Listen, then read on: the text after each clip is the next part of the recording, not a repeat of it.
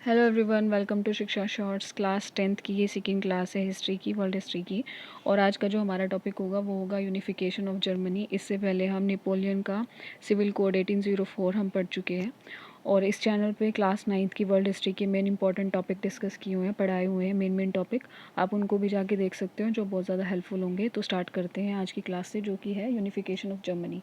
Unification of Germany का time period यहाँ पे 1866 से 1871 दिया हुआ है। ये नहीं था कि इससे पहले किसी ने कोशिश नहीं की, पहले भी कोशिश हुई थी।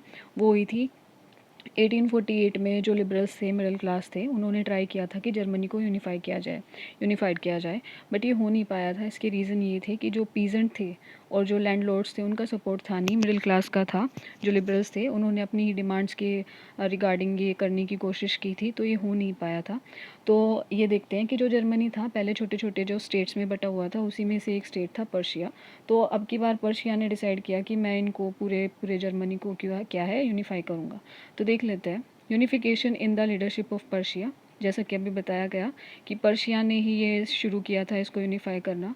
The chief minister of Persia auto von Bismarck was the chief architect.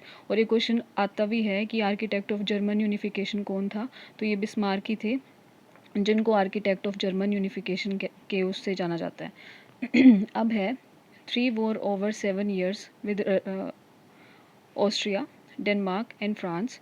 इसको हम याद करेंगे फैट से। जो 3 लड़ाइयाँ लड़ी गई 7 साल के अंदर, वो किसके साथ लड़ाई की गई इनकी? ऑस्ट्रिया की, डेनमार्क की और फ्रांस की। ये पर्शिया के साथ लड़ा, इसको याद करेंगे फैट से। एफ से फ्रांस हो जाएगा, ए से ऑस्ट्रिया हो जाएगा, डी से डेनमार्क हो जाएगा।